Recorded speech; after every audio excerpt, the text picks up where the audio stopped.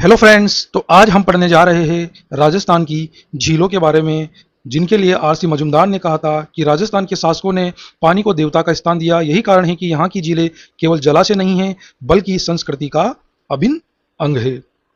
तो इसी क्रम में आगे चलकर हम स्टार्ट कर रहे हैं राजस्थान की झीलों का, जो राजस्थान की ज्योग्राफी का एक नया चैप्टर है। इससे पहले हमने कंप्लीट किया राजस्थान का अफवाह तंत्र।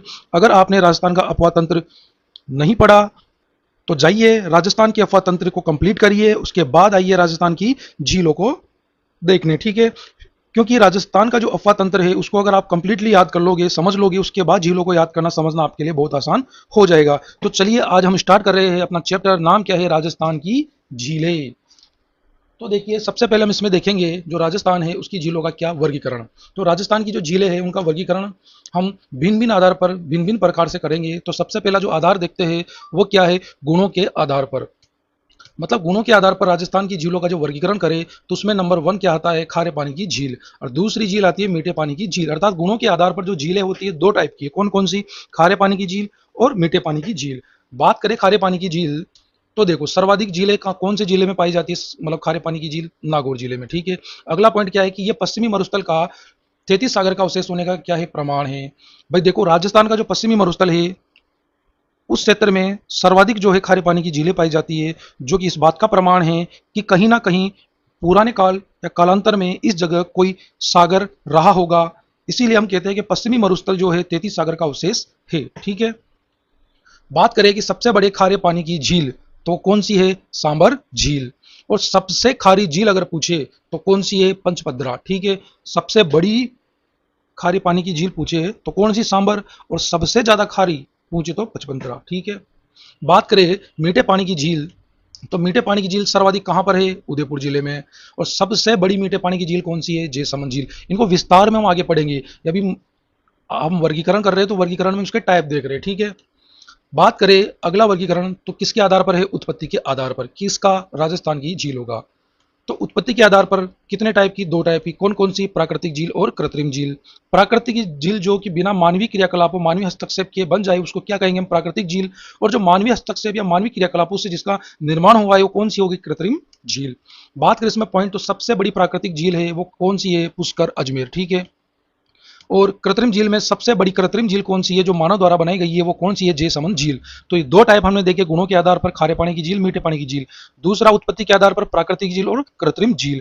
अब देखते हैं हम तीसरा टाइप, जो कि क्या है? निर्माण प्रक्रिया के आधार पर था। ज्वालामुखी से जो निर्माण प्रक्रिया होती है किसकी? झीलों की, तो उसको हम देखते हैं। कितने टाइप की होती है इस आधार पर? दो टाइप की। पहली कौन सी? क्रेटर झील।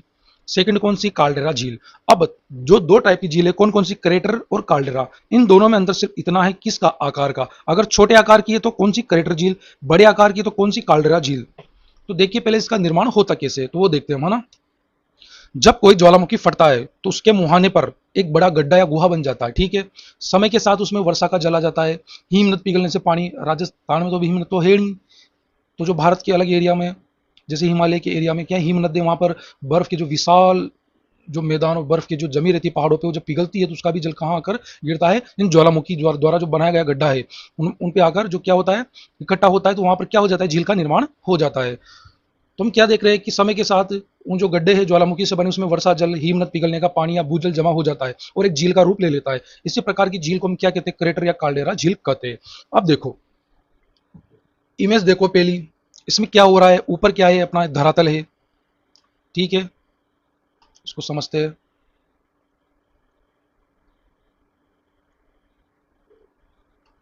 ये क्या है?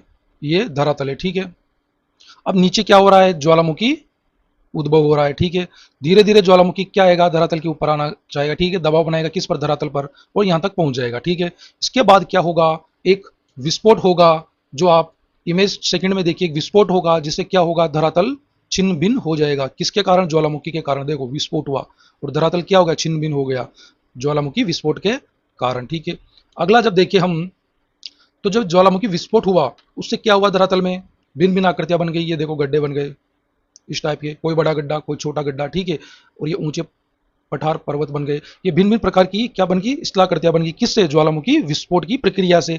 अब क्या होगा? ये जो गड्ढा बना है इसमें क्या हुआ? देखो ये जो गड्ढा बना, यहाँ पर क्या है? ये बादल है। बादल क्या कर रहे हैं? वर्षा कर रहे हैं। अब वर्षा का पानी कहाँ पर इकट्ठा हो रहा है, ये जो गड्ढे बनाए थे किसने, ज्वालामुखी विस्फोट की प्रक्रिया ने। तो यहाँ पर धीरे धीरे क्या होगा, पानी इकट्ठा होगा, तो यहाँ पर क्या निर्माण हो जाएगा, झील का निर्माण हो जाएगा। अब ये जो झील है ये या तो क्रेटर झील होगी या फिर काल्डरा झील होगी। क्रेटर झील मतलब छोटे आकार की झील। ये कब होगा, जब छोटे आकार का जो मतलब छोटा ज्वालामुखी विस्फोट होगा। लेकिन एक विशाल ज्वालामुखी विस्फोट होगा तो विशाल गड्ढा बनेगा और उसमें जब जल भरेगा तो किसका निर्माण होगा, काल्डरा झील का, जो कि जिसका आकार भी क्या होगा, विशाल होगा। तो दो टाइप की झील है, किसके आधार पर, ज्वालामुखी प्रक्रिया के आधार पर। कौन सी, क्रेटर झील और काल्डरा झील। आई होप आप समझ गए होंगे इस प्रक्रिया को। चलिए अब आगे बढ़ते हैं। अब देखिए एक इमेज है आपके सामने, कितनी इमेज, दो इमेज। ऊपर वाली जो इमेज है उसको गौर से देखिए, ये भी क्या है, ज्वालामुखी से बनी हुई एक झील है। नीचे वाले भी ज्वालामुखी विस्फोट से बनी एक झील है। जो ऊपर वाली झील है वो कौन सी झील है, क्रेटर झील। क्यों, क्योंकि छोटे आकार का ज्वालामुखी विस्फोट हुआ, जिससे छोटे आकार का गड्ढा बना, उसमें पानी भरा तो निर्माण हुआ क्रेटर झील का।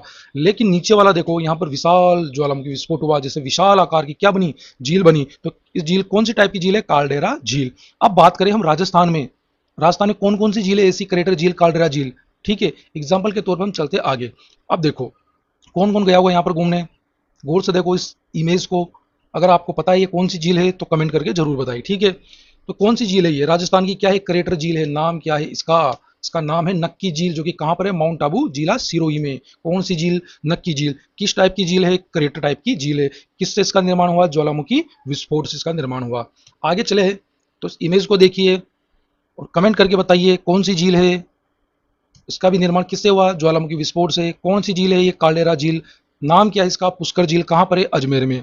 तो इस वीडियो में हमने क्या देखा, इस वीडियो में हमने देखा जो अपनी राजस्थान की झील है उनका वर्गीकरण हमने देखा।